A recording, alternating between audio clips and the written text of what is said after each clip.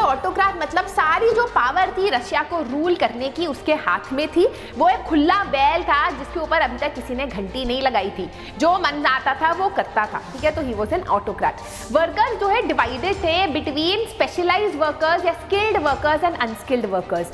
कुछ workers specialised थे, है ना, जैसे मेटल वर्कर्स हो गए जो गोल्ड के साथ काम करते हैं, ब्लैक स्मिथ्स के जो स्पेशलाइज्ड काम होता है ना जिसमें एक्सपर्टीज चाहिए, वो अपने आप को और बाकी वर्कर्स से ऊपर मानते थे, एरिस्टोक्रेट्स मानते थे। जैसे स्कूल में नहीं होता साइंस और मैथ्स टीचर्स अपने आप को बड़ा बनते हैं और ह्यूमैनिटीज और एसएसटी और इंग्लिश टीचर्स को ऐसे ही मानते हैं, तो ऐसे ही आ गए। सोल्यूशन होता है, क्या सिचुएशन होती है रशिया में because of the first world war, इन सब के बारे में हम L3 में पढ़ने वाले हैं, अगले सेशन में पढ़ने वाले।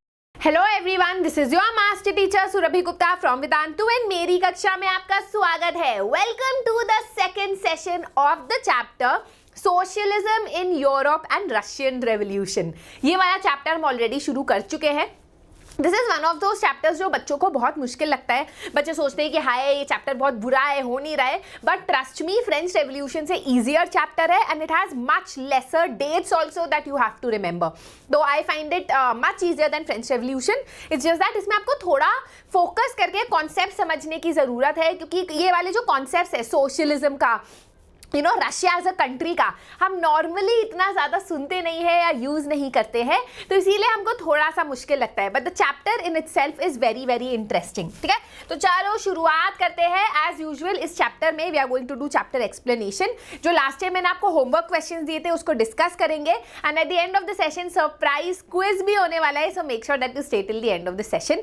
You already know me, I am your social studies educator on this channel Vedantu class 9। यहाँ पर अगर आप चाहते हो कि और भी अच्छी अच्छी वीडियोस आए जो आपको हेल्प करेंगी फॉर योर एकेडमिक परफॉर्मेंस, तो चैनल को सब्सक्राइब करना मत भूलना, so that you are a part of the Vedantu class 9 family. Also so that कोई भी वीडियो आएगी जो बहुत ज़रूरी होगी आपके लिए तो उसका नोटिफिकेशन आपको आ जाएगा। वीडियो को थम्स अप कर देना and share this video with at least one of your friends. एक दोस्त एक सहेली तो होगी ना आपकी, कितने भी बुरे हो आप, है ना, उनके साथ शेयर कर देना, ठीक है। चलो, और अच्छी ना लगे तो दुश्मन के साथ शेयर कर देना, बट शेयर जरूर करना, ठीक है। वाह क्या बोलती हूँ मैं। Socialism in Europe and Russian revolution L1, this session is already on the channel. नहीं देखा है तो देख लो, ठीक है, नहीं तो हमारा जो SST प्लेलिस्ट है उसमें आपको हमारी सारी वीडियोस मिल जाएंगी। होमवर्क क्वेश्चंस करते हैं जो लास्ट टाइम मैंने आपको दिए थे। Why did some liberals and radicals become revolutionaries in France, Italy, Russia, etc. क्यों बने वो revolutionaries? क्योंकि वो ओवरथ्रो करना चाहते थे एग्जिस्टिंग मोनार्क्स को। So answer is option number B. What kind of development took place as a result of new political trends in Europe? तो नई political trends जब यूरोप में आया, इंडस्ट्रियल रेवोल्यूशन आया, तो इंडस्ट्रियल रेवोल्यूशन आया, new cities came up, railways expanded. So answer is all of these. All right, how can you say, अच्छा answer भी है, that liberals were not democrats. Liberals democrats नहीं थे because they only wanted people with property to vote. वो चाहते थे सिर्फ वो लोग, स्पेशली मेन, पीपल नहीं, men with property should have the right to vote.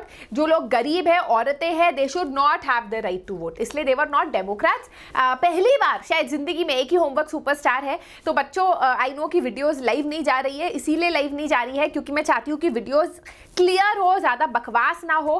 तो जो हमारा लाइव सेशन होगा तो क्विज सेशन पे होगा इस चैप्टर के, तो उसमें आप आ सकते हो, लेकिन for now watch these videos. थोड़ा स्पीड पे देख सकते हो, 1.25x पे देख सकते हो अगर आप चाहो, अगर आपको थोड़ी स्लो लग रही है वीडियो की speed, but make sure that you watch the videos, give your answers in the comment section so that your name can come in the homework superstar list. आज के लिए हमारी इकलौती होमवर्क सुपरस्टार है रागिनी। थैंक यू बच्चा for coming for the sessions and I am sure आपके बहुत बढ़िया मार्क्स आएंगे अगर आप ऐसे ही रेगुलरली सेशंस में आओगे तो, ठीक है। चलो शुरुआत करते हैं आज के सेशन से। Action is the foundational key to all success. वाह वाह, लेट्स स्टार्ट। सबसे पहले let us revise what we have done till now. हमने पढ़ा कि कैसे 1789 में होता है आपका फ्रेंच रेवोल्यूशन और उससे पूरे यूरोप में पूरा सामाजिक और पॉलिटिकल व्यवस्था, पॉलिटिकल ऑर्डर बिल्कुल चेंज हो जाता है। People start believing that they can make major changes in society as well as politics, क्योंकि पहली बार जो सैकड़ों सालों से राजा का राजपाट चलता आ रहा था उसको लोगों ने अपने दम पे जो है खत्म कर दिया। है ना। तो 3 तरीके के विचारधारा उस टाइम काफी ज्यादा पॉपुलर हो रही थी इन यूरोप। पहले थे लिबरल्स, फिर थे आपके रैडिकल्स, एंड देन थे आपके कॉन्जर्वेटिव्स। अब ये लोग कौन थे उसके डिटेल में हम लोग नहीं जाते, बट दीज वर द 3 विचारधारा या schools of thought that were quite popular in society. अब क्या हुआ कि जब समाज में इतनी सारी चीजें हो रही थी, you know there were so many changes taking place, तो इकोनॉमी में भी काफी चेंजेस हो रहा था। And one major change that took place was industrial revolution. अब इंडस्ट्रियल रेवोल्यूशन के वजह से प्रोडक्शन काफी ज्यादा बढ़ गया। पहले जो इंसान एक टी शर्ट जो है उसको एक दिन लग जाता था बनाने में, अब वो 50,000 टी शर्ट एक दिन में बना रहा है क्योंकि मशीनें उसको बना रही है। अब जब प्रोडक्शन बढ़ा तो गांव में थोड़ी ना अपना सामान बेचोगे, रेलवे नेटवर्क डेवलप हुए, लोगों के घर तक वो टी शर्ट्स पहुंचने लगी, पूरे देश में पूरे दुनिया में वो चीजें पहुंचने लगी। बहुत ज्यादा लोग इंडस्ट्रियलाइजेशन बढ़ने की वजह से बहुत ज्यादा लोग गाँव से शहर आने लगे, main women and children looking for jobs. But problem क्या थी ना समाज में कि जॉब्स तो मिल रही थी बट ये जॉब्स बहुत कम पे करती थी। कुछ जॉब्स तो है कुछ टाइम के लिए मिलती थी, बाकी टाइम लोग बेरोजगार रहते थे। जिस तरीके के हाउसिंग में वो रहते थे शहरों में वो बड़ी गंदी रहती थी, सैनिटेशन का प्रॉब्लम था। तो इन सब प्रॉब्लम्स का सोल्यूशन जो है पॉलिटिक्स में निकाला जा रहा था। देखो जो भी समाज में प्रॉब्लम्स होती है उसका सोल्यूशन पॉलिटिक्स में ही निकलता है ना। आज जो है बेरोजगारी का बहुत बड़ा प्रॉब्लम है हमारे देश में, तो उसका प्रॉब्लम सरकार ही निकालेगी। तो वहां पर भी जब लोगों को बेरोजगारी का प्रॉब्लम सहना पड़ रहा है, उन्हें घर नहीं मिल रहे, सैनिटेशन का प्रॉब्लम है, तो कौन इसका सोल्यूशन निकालेगा? पॉलिटिक्स इसका सोल्यूशन निकालेगा, राइट। तो यहाँ पर इस टाइम पे आता है एक नई विचारधारा इन सबकी प्रॉब्लम्स को सॉल्व करने के लिए, दैट इज कॉल्ड सोशलिज्म। ठीक है, जिसका नाम है सोशलिज्म। अब सोशलिज्म एक ऐसी विचारधारा थी दैट वाज अगेंस्ट निजी संपत्ति या प्राइवेट प्रॉपर्टी। सोशलिस्ट ये बिलीव करते थे कि हमारे इंडस्ट्रियल सोसाइटी में ये सारी प्रॉब्लम्स इसीलिए हो रही है क्योंकि industries are owned by private individuals, और प्राइवेट इंडिविजुअल्स सिर्फ अपने प्रॉफिट का ही सोचते हैं। Instead we should have something called cooperatives. Cooperatives में क्या होगा? कोऑपरेटिव्स में किसी एक इंसान जो है इंडस्ट्री को ओन नहीं करेगा, it will be own by all the workers, और जो प्रॉफिट है that will also be shared amongst all the workers. जो आपका प्रॉफिट है वो भी वर्कर्स के बीच में शेयर कर दिया जाएगा, दैट इज अ कोऑपरेटिव। तो कोऑपरेटिव काफी ज्यादा ये कॉन्सेप्ट जो है सोशलिज्म में आगे रखा गया by Louis Blanc, Robert Owen etcetera. अब उस टाइम पे जो फादर ऑफ सोशलिज्म थे उनका नाम था Karl Marx and Friedrich Engels, है ना। ये लोग थे द फादर ऑफ सोशलिज्म। इन लोगों ने बोला कि एनी इंडस्ट्रियल सोसाइटी, कोई भी सोसाइटी जिसमें इंडस्ट्रीज है, industrial society is inherently a capitalist society, है ना। जहां भी इंडस्ट्रीज है वहां पर पूंजीवादी समाज होगा। पूंजीवादी का मतलब प्रॉफिट ड्रिवन। जहां इंडस्ट्रीज होगी वहां प्रॉफिट की बात होगी, और जहां पर कैपिटलिज्म होगा, जहां पर प्रॉफिट का बात होगा, वहां पर एक्सप्लॉयटेशन ऑफ वर्कर इनएविटेबल है। ये आप लिख सकते हो अपनी नोटबुक में जिसे आपको याद रहे। कार्ल मार्क्स का ये कहना था कि अगर आज ये कैपिटलिस्ट पैसा कमा रहा है, वो कमा रहा है क्योंकि वो अपने वर्कर को एक्सप्लॉइट करके उससे प्रॉफिट कमा रहा है। तो अगर वर्कर्स चाहते हैं कि उनकी जिंदगी बेटर हो, उनको ज्यादा पैसा मिले, है ना, तो they have to come together to overthrow the capitalistic system, to overthrow the ये पूरा industrial society and to establish a communist society. Communist society एक ऐसा समाज होगा जहां पर प्रॉपर्टी लोगों की नहीं होगी, सरकार की होगी। आप सरकार के लिए काम करोगे and according to the need, according to आपकी क्या जरूरतें हैं, आपकी सारी इच्छाएं पूरी होंगी। तो हम लोगों का उद्धार करेंगे, तब लोगों का वेलफेयर होगा and it will not lead to accumulation of wealth, कि कुछ लोग बहुत अमीर है कुछ लोग बहुत गरीब है। तो कार्ल मार्क्स की ये जो सोशलिज्म वाली थ्योरी है ये इतनी ज्यादा पॉपुलर हुई कि पूरे यूरोप में फैली। इसका इंटरनेशनल ऑर्गेनाइजेशंस, अलग अलग कंट्रीज में सोशलिस्ट पार्टीज भी बनी, है ना। लेकिन पार्टीज बनी, लोग पार्लियामेंट में भी पहुंचे जो सोशलिज्म में बिलीव करते थे, पर कैपिटलिस्ट सोसाइटी कहीं पर नहीं बनी, जो ये कम्युनिस्ट सोसाइटी कहीं नहीं बनी, है ना। जो सोशलिज्म विचारधारा के आधार पे सरकार कहीं यूरोप में नहीं बनी। ठीक है। अब बनी भी तो कहाँ, तो रशिया में, और यहीं पर ये वाला चैप्टर आज का हम लोग शुरू करेंगे विद द रशियन रेवोल्यूशन। तो अभी तक हम चैप्टर का थ्योरी पढ़ रहे थे, अब हम प्रैक्टिकल पे आते हैं कि एग्जैक्टली कैसे सोशलिज्म जो है रशियन रेवोल्यूशन के थ्रू रशिया में आया। रशियन रेवोल्यूशन क्या होता है, how did socialist revolution come about. Russian revolution दो रेवोल्यूशन से बना है, फेब्रुअरी प्लस अक्टूबर रेवोल्यूशन, ठीक है, जो दोनों 1917 में हुआ था। ठीक है, तो एक ही ईयर आपको याद रखना है 1917 जब आपका रशियन रेवोल्यूशन होता है। It is combining of what happened in February and October. February revolution plus October revolution is equal to the Russian revolution and both of them took place in 1917. एक ही साल आपको याद करना है बस, ठीक है, 1917 में हुआ था। पर हुआ कैसे था, उसके लिए हमें रशिया को समझना पड़ेगा। रशिया कैसा था 1914 से पहले, है ना, रेवोल्यूशन से पहले रशिया कैसा था। तो देखो यार 1917 तक आते आते Russia was ruled by tsar Nicholas, ना जार निकोलस II। अब जार निकोलस जो है he was a autocrat. Autocrat क्या होता है, ऑटोक्रेट मतलब सारी जो पावर थी रशिया को रूल करने की उसके हाथ में थी। वो एक खुला बैल था जिसके ऊपर अभी तक किसी ने घंटी नहीं लगाई थी, जो मन आता था वो करता था। ठीक है, तो he was an autocrat. Russia itself as a country में काफी सारे देश थे रशियन एम्पायर में, है ना। एक तो रशिया है जिसको आज हम रशिया बुलाते हैं, Finland, Latvia, Estonia, Poland, Ukraine, all of these were a part of Russia. ठीक है, ये सब जो है रशिया का पार्ट था, है ना। अब रशिया में जो लोग थे वो मेजॉरिटी लोग जो है क्रिश्चियंस थे, रशियन ऑर्थोडॉक्सी क्रिश्चियनिटी को बिलोंग करते थे। पर कुछ लोग Buddhist, Hindus, Catholics, Protestants, Muslims भी थे। अलग अलग धर्मों के लोग थे, पर मेजॉरिटी कौन थे, रशियन ऑर्थोडॉक्सी क्रिश्चियनिटी के थे। क्या है ऑर्थोडॉक्सी क्रिश्चियनिटी, इसमें मत घुसो। क्रिश्चियनिटी का अलग अलग भाग है, जैसे हिंदूज में अलग अलग टाइप के लोग होते हैं ना, वैसे। ठीक है ना। How was the economy and society of Russia. देखो यार, at the beginning of the 20th century majority of Russians were agriculturalist. अब यहाँ पर ना बड़ी आपको एक अचंभित बात बताती हूँ, जो आपको अचंभित या चौंकने वाली बात बताती हूँ। हमने बोला कि सोशलिस्ट एक ऐसी विचारधारा थी जो इंडस्ट्रियलाइजेशन के प्रॉब्लम्स को सॉल्व करने आई थी।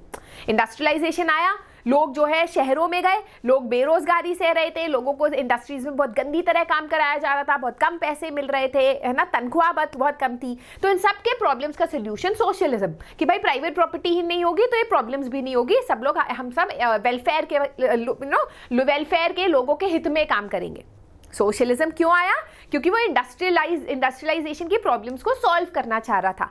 तो जाहिर सी बात है कि जिस देश में सोशलिज्म रेवोल्यूशन होगा, है ना, एक भयंकर क्रांति होगी सोशलिज्म के लिए, वो उसी देश में होगा जहां इंडस्ट्रीज ज्यादा होंगी, क्योंकि इंडस्ट्रियल प्रॉब्लम्स के प्रॉब्लम को सॉल्व करने आया सोशलिज्म। बट ऐसा नहीं हुआ। रशिया वाज अ कंट्री जहां majority population was not into industry, majority population was into agriculture. 85% of the people were involved in agriculture या agricultural related activities in Russia, unlike other European countries जैसे France जिसमें 50% agriculture में थे और Germany जिसमें 40% agriculture में थे। ठीक है, तो ये तो इंटरेस्टिंग बात है। ठीक है, दूसरा है कि रशिया में जो फार्मर्स थे वो अपने लिए तो प्रोड्यूस करते ही थे, पर बल्कि वो वर्ल्ड वाइड एक्सपोर्ट भी करते थे। Russia as a country was the biggest exporter of grain, है ना। Two of its main industrial pockets was Saint Petersburg and Moscow. ये इसके दो इंडस्ट्रियल पॉकेट्स थे। वहाँ पर रशिया में ऑल्दो इंडस्ट्रियलाइजेशन थी, कुछ फैक्ट्रीज आ गई थी, लेकिन हाथ से जो कारीगरी वाला काम था, जो क्राफ्ट्समैन थे, वो उनके नंबर ज्यादा थे as compared to people who worked in factories. तो फैक्ट्री का काम और हाथ से जो कारीगरी थी वो साथ में मार्केट में बिकती थी। अब जब धीरे धीरे इंडस्ट्रियल रेवोल्यूशन आया तो रशिया में भी फैक्ट्रीज बढ़ने लगी। अब जब फैक्ट्रीज बढ़ने लगी तो मैंने आपको पहले भी बोला है कि अगर आप 50,000 टी शर्ट्स प्रोड्यूस कर रहे हो तो गांव वाले थोड़ी ना इतनी टी शर्ट पहनेंगे। तो वहां पर ट्रांसपोर्टेशन बेटर होने लगा, रेलवेज डेवलप होने लगा। जब रेलवेज डेवलप होने लगी तो और इंडस्ट्रीज एस्टैब्लिश होने लगी, फॉरेन इन्वेस्टमेंट भी रशिया में आने लगा, जो पैसा खर्च करता था और इंडस्ट्रीज बनाने के लिए। तो वहां पर कोल प्रोडक्शन डबल हो गया, आयरन और स्टील आउटपुट जो है क्वाड्रिपल हो गया। इंडस्ट्रियलाइजेशन रशिया में ज्यादा फैलने लगा। 1900 तक आते आते हम ये देखते हैं कि जितने नंबर ऑफ फैक्ट्री वर्कर्स हैं उतने ही नंबर ऑफ क्राफ्ट्समैन हैं, हाथ के कारीगर हैं। तो रशिया में भी धीरे धीरे इंडस्ट्रियलाइजेशन फैलने लगता है, फिर भी बाकी यूरोपियन देशों जितना नहीं होता। ठीक है, अब जो इंडस्ट्रियलिस्ट है, जो इंडस्ट्रीज है वहाँ पर कैसा कल्चर था। इंडस्ट्रीज में मोस्ट इंडस्ट्रीज प्राइवेट प्रॉपर्टी होते हैं, that is owned by individuals, है ना। ऑब्वियसली इंडस्ट्रीज में ऐसा नहीं होता था कि सबको बहुत अच्छा काम मिल रहा है, बहुत अच्छे पैसे मिल रहे हैं, बहुत ज़्यादा काम करके बहुत थोड़े पैसे दिए जाते थे। लॉस थे रशिया में, एक मिनिमम वेज एक्ट ये सब था। लेकिन देखो यार, गवर्नमेंट हर चीज़ सुपरवाइज नहीं कर सकता। जो फैक्ट्री इंस्पेक्टर्स है वो हर फैक्ट्री के अंदर ये चेक नहीं कर सकते कि तनख्वाह सही मिल रही है, वर्किंग कंडीशन सही है या नहीं, है ना। तो वर्कर्स को बहुत लंबा काम करना पड़ता था, 10 से 12 घंटे फैक्ट्रियों में काम करना पड़ता था। उसके बाद वापस जाके वो डॉर्मिटोरीज में रहते थे, एक के ऊपर एक जो बेड होते हैं, जो हमें लगता है बड़े मज़ेदार होता होगा, पर जब एक छोटे कमरे में 10 लोगों को रहना पड़ता है ना ऐसे सिचुएशन में, तो अच्छा नहीं होता, गंदा होता है, ठीक है। तो काफ़ी बुरी सिचुएशन में वर्कर्स वहाँ रह रहे थे, ठीक है। So that was the problem of, एक सेकेंड, हाँ, that was the problem that was happening in Russia. अच्छा, वर्कर्स भी यूनाइटेड नहीं थे। ऐसा नहीं है कि वर्कर्स सब एक ही प्रकार के थे। वर्कर्स जो है डिवाइडेड थे बिटवीन स्पेशलाइज्ड वर्कर्स या skilled workers and unskilled workers. कुछ वर्कर्स स्पेशलाइज्ड थे, है ना, जैसे मेटल वर्कर्स हो गए जो गोल्ड के साथ काम करते हैं, ब्लैक स्मिथ्स के से जो स्पेशलाइज्ड काम होता है ना, जिसमें एक्सपर्टीज चाहिए, वो अपने आप को और बाकी वर्कर्स से ऊपर मानते थे, एरिस्टोक्रेट्स मानते थे। जैसे स्कूल में नहीं होता, साइंस और मैथ्स टीचर्स अपने आप को बड़ा बनते हैं, और ह्यूमैनिटीज और एसएसटी और इंग्लिश टीचर्स को ऐसे ही मानती है, तो ऐसे ही आ गए, व्हाटएवर, है ना। तो यहाँ पर भी जो मेटल वर्कर्स थे, दे कंसिडर देमसेल्व्स एरिस्टोक्रेट्स, क्योंकि उनके पास ट्रेनिंग थी, स्किल थी, और उनको पैसे भी ज्यादा मिलते थे, ठीक है, unlike other unskilled workers, right. वैसे ही there was another division amongst workers on the basis of gender. औरतें बहुत ज़्यादा रशिया में काम करती थी, बट उनको एज कम्पेयर टू मेन कम पैसे मिलते थे, उनको ज़्यादा फाइनेंशियल हार्डशिप होती थी, which is even today a reality, है ना। तो अब वर्कर्स ऐसा नहीं है यूनाइटेड नहीं थे, इवन दो उनमें ये सब डिफरेंसेस थे। अगर उनके अगेंस्ट बहुत ज़्यादा अत्याचार होता था, वो बहुत बार एसोसिएशंस में, यूनियंस में यूनाइट भी करते थे, demanding for better working conditions and demanding for better पे। तो फ्रीक्वेंटली स्ट्राइक होती थी टेक्सटाइल इंडस्ट्री में, मेटल इंडस्ट्री में, जिसमें वो बोलते थे हम काम नहीं करेंगे जब तक हमारी तनख्वाह नहीं बढ़ाई जाती। तो बहुत बार वो यूनाइट भी होते थे। तो दैट इज अबाउट जो इंडस्ट्रियल वर्कर्स है। पेजेंट्स की कैसे जिंदगी थी, तो जो रशियन पेजेंट्स थे वो बाकी यूरोपियन पेजेंट्स से काफी ज्यादा अलग थे। कैसे अलग थे?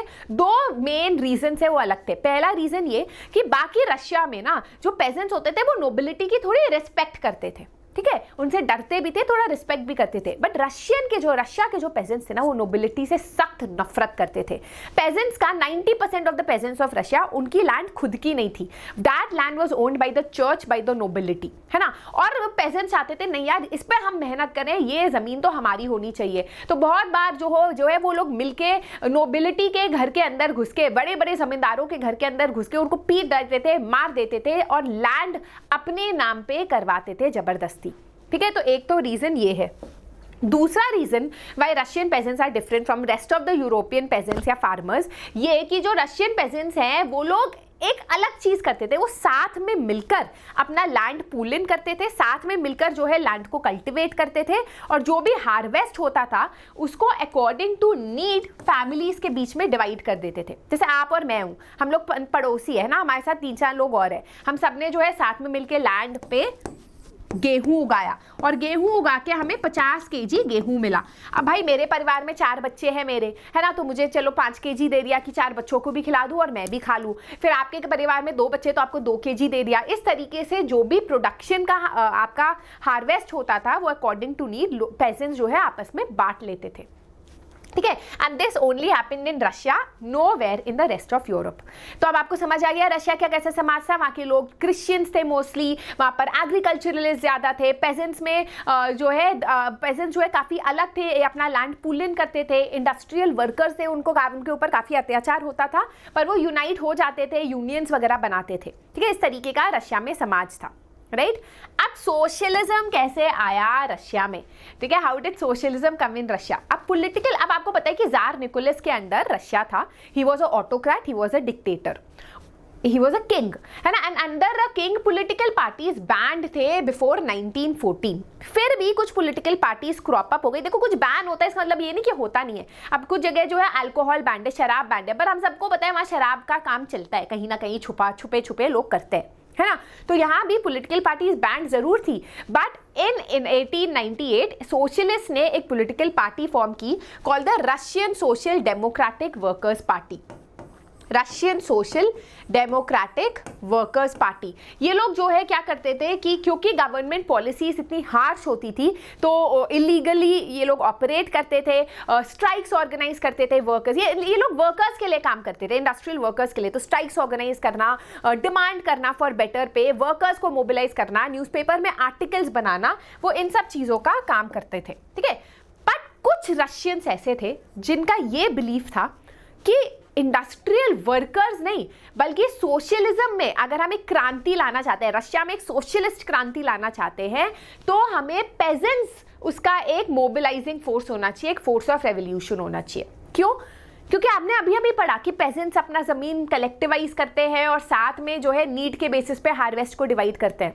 बोला ना मैंने अभी, वही तो सोशलिज्म है, वही तो सोशलिज्म है। सोशलिज्म क्या है कि आप साथ में जो हो अपना प्रॉफिट को डिवाइड करो आपस में।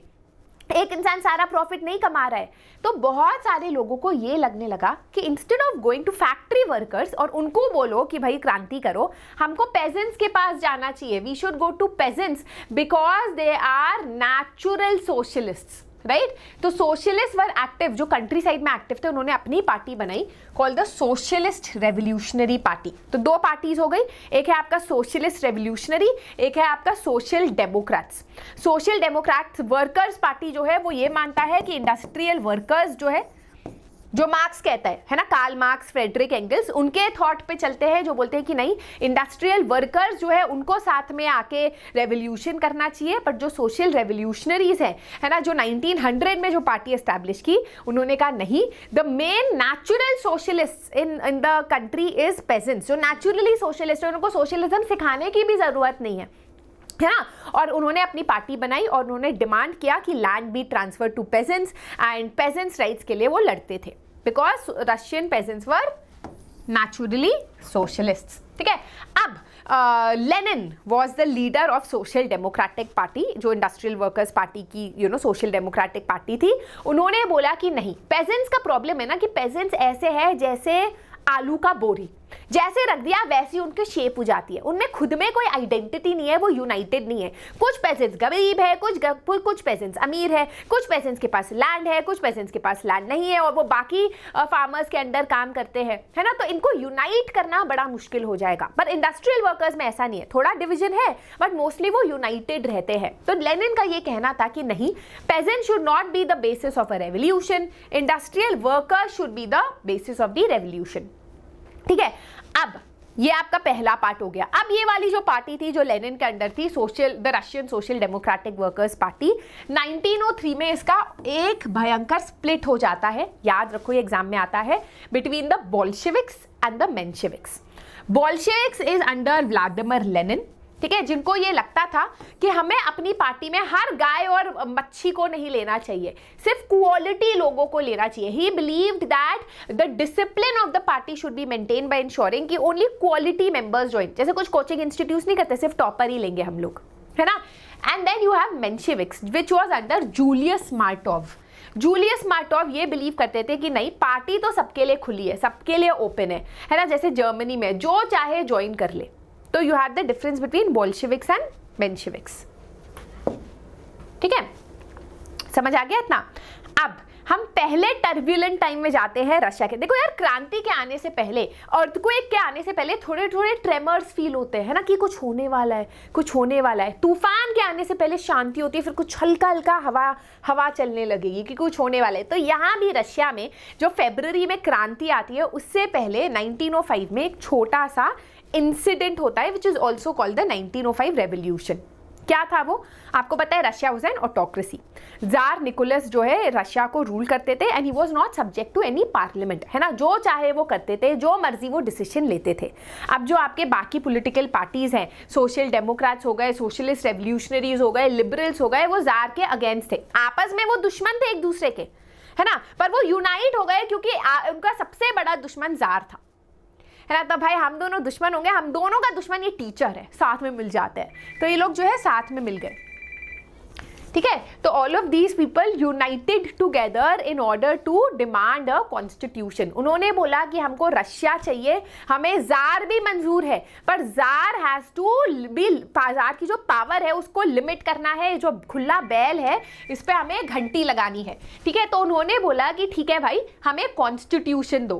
दे स्टार्टेड, अच्छा they were also supported by nationalist जो पोलैंड में थे, मतलब जो चाहते थे रशिया एज ए नेशन बने, मोनार्की हट जाए, and they were also supported by Jadidist. Jadidist क्या होता है? जादिदिस्ट जो टर्म होता है दैट मीन्स मुस्लिम रिफॉर्मर्स। ठीक है, मुस्लिम रिफॉर्मर्स को क्या बोलते हैं? जादिदिस्ट, जो रशिया को मॉडर्नाइज करना चाहते थे, बस इसको इतना समझ लो। तो उनको सपोर्ट भी दे दिया जा रहा था by jadidist and nationalist. I know guys chapter थोड़ा लंबा है, but stay with me, chapter will get interesting. It is interesting but और इंटरेस्टिंग होगा। ठीक है, नाउ 1904 तक आते आते रशिया में इंडस्ट्रीज आ गई थी, पर लोगों की सिचुएशन बेटर नहीं हुई थी। Prices of essential goods were going up, क्योंकि काफ़ी ज़्यादा वहाँ पर इकोनॉमी की बुरी सिचुएशन थी। तो जो एसेंशियल आइटम्स जैसे ब्रेड हो गया, गेहूं हो गया, दाल हो गई, आटा हो गया, जो आपको चाहिए फॉर सर्वाइवल, इनके प्राइसेस काफ़ी ज़्यादा बढ़ने लगे थे। लोगों की जो वेजेस थी दैट डिक्लाइंड बाय 20%। लोगों की जो तनख्वाह थी, जो रियल वेजेस थी, रियल वेजेस क्या होता है? मतलब आपकी तनख्वाह तो उतनी है 1000 रुपए की, पर महंगाई इतनी बढ़ गई कि उस 1000 रुपए में आप उतना सामान नहीं खरीद पा रहे जो पहले खरीद पाते थे। पहले 100, ऐसे नहीं बोलते लोग कि पहले तो 5 रुपए में तो भाई पूरा खाना मिल जाता था, अब तो 200 रुपए देने पड़ते हैं, है ना। तो फिर आपकी तनख्वाह उतनी नहीं, पर महंगाई बढ़ने की वजह से real wages decline by 20%, right. And उसके वजह से ये जो सारे वर्कर्स थे उन्होंने यूनियंस बनाना शुरू कर दिया, एसोसिएशंस बनाना शुरू कर दिया to demand for better working condition. और ऐसा ही कुछ होता है रशियन, जब पुटिलोव आयरन वर्क्स नाम की एक इंडस्ट्री में, जहां पर कुछ लोग जो है, कुछ वर्कर्स जो है साथ में मिलकर स्ट्राइक पे चले जाते हैं। जब वो स्ट्राइक पे चले जाते हैं तो उनको जो है डिसमिस कर दिया जाता है, they are dismissed from work, उन्हें काम से निकाल दिया जाता है। जब उन्हें काम से निकाल दिया जाता है तो बाकी वर्कर्स को गुस्सा आ जाता है कि भाई हमसे पंगा लोगे, and they call for industrial action. ठीक है, वो सारी इंडस्ट्रीज के वर्कर्स को कॉल आउट करते हैं कि अब साथ में मिलके इसके अगेंस्ट लड़ना है। उनके कुछ सिंपल डिमांड्स थे। पहले वो बोलते हैं कि देखो वर्किंग आवर्स को 8 घंटे करो, 8 घंटे से ज़्यादा वर्किंग आवर्स नहीं होने चाहिए। और दूसरा वो बोलते हैं कि वेजेस इंप्रूव करो, बेटर वर्किंग कंडीशंस लाओ। सिंपल से इनकी डिमांड्स है, ऐसा भी नहीं वो ज़्यादा मांग रहे थे कि भाई चांद तारा लेके आओ हमारे लिए, है ना। अब ये पूरा वर्कर्स का जो प्रोसेशन था that was led by father Gapon. अब ये लोग जा रहे थे विंटर पैलेस, जहाँ पर जार थे, राजा बैठे हुए थे। जब राजा को इसके बारे में पता चला, वो कह रहे हैं मैं चाय पीने का टाइम है, ये लोग यहाँ पर आके नारे लगा रहे हैं। गुस्सा आया राजा को, और उन्होंने अपनी जो मिलिट्री है उनको, जो कोसैक्स मतलब जो मिलिट्री है ना, उनको जो है खुली छूट दे दी, तुम जाओ और इन लोगों को चुप कराओ, मुझे बस अपनी चाय पीनी है। तो कोसैक्स ने जाके इन लोगों को they attacked, opened fire on the crowd and 100 people were killed, 300 were wounded on the 22nd of January 1905। क्योंकि ये इंसिडेंट संडे को हुआ था, इसीलिए इसको ब्लडी संडे इंसिडेंट भी बोला जाता है। That is why it is called the bloody Sunday incident. ठीक है, अब इम्पैक्ट क्या हुआ? अब जब ये ब्लडी संडे इंसिडेंट हुआ तो लोगों को गुस्सा आ गया। लोगों ने बोला भाई ये क्या बात हुई, जार तो जो कर रहा है अपनी मर्जी से कर रहा है, लोगों को मार रहा है ना। तो जो लोगों की भड़ास थी, अंदर भड़ास थी, वो भी निकलने लगी। स्ट्राइक्स होने लगे पूरे देश पे। जो स्कूल के स्टूडेंट्स थे, यूनिवर्सिटी के स्टूडेंट्स है, वो भी बोलने लगे कि हाँ ये जार गलत है, हमारे पास बेसिक सिविल लिबर्टीज नहीं है, फ्रीडम ऑफ स्पीच नहीं है, फ्रीडम ऑफ एक्सप्रेशन नहीं है। लॉयर्स, डॉक्टर्स, मिडिल क्लास, ये सब बोलने लगे कि हमें भी एक कॉन्स्टिट्यूशन चाहिए जो जार की पावर को लिमिट करे। फाइनली जार को एडवाइस किया गया कि भाई तुम इनकी बात मान लो, नहीं तो ये आके तुम्हारी गर्दन काट लेंगे, जैसे फ्रांस में हुआ था लुई 16 के साथ। तो जार ने उनकी बात मानी and he established the parliament और the Duma, the constitutive parliament या ड्यूमा जो बोला जाता है रशिया में, उसको जार ने एस्टैब्लिश किया। ठीक है, अब जार ने पहला ड्यूमा लिया, उसको 75 डेज झेला, जार को पसंद नहीं आया। जार को तो आदत थी खुला बैल की तरह दौड़ने की, अब घंटी लगा दे हो तो थोड़ी ना पसंद आएगा उसको। तो 75 डेज में उसने उसको डिसमिस कर दिया। फिर उसने वापस से एक नई ड्यूमा रीइलेक्ट की, क्योंकि लोग बिल्कुल वापस से ना सड़क पे आ गए थे। फिर 3 महीने में उसको भी हटा दिया। फिर उसने कहा यार ऐसे नहीं चलेगा, ड्यूमा तो मुझे रखनी ही पड़ेगी। तो उसने जो तीसरी ड्यूमा रखी उसमें अपने कॉन्जर्वेटिव जो पॉलिटिशियंस है उनको बिठाया कि भाई ठीक है रखना तो है, तो अपने लोगों को वहां पर बिठाते हैं। है ना, और लिबरल्स और रेवोल्यूशनरीज को ड्यूमा से बाहर रखा। तो 1905 तक आते आते ये सिचुएशन हो गई थी रशिया में।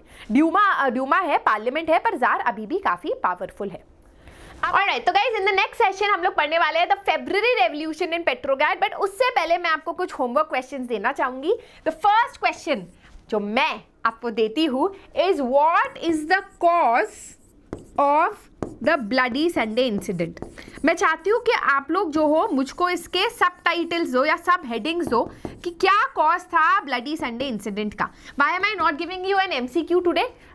अब ये चैप्टर ऐसा है कि अगर आप इसको पढ़ते जाओ तो मजा तो आएगा, बट आंसर लिखना आपको नहीं आएगा। तो I want you to write down कि एटलीस्ट 2-3 कॉजेज आपके दिमाग में होने चाहिए कि ब्लडी संडे इंसिडेंट हुआ क्यों।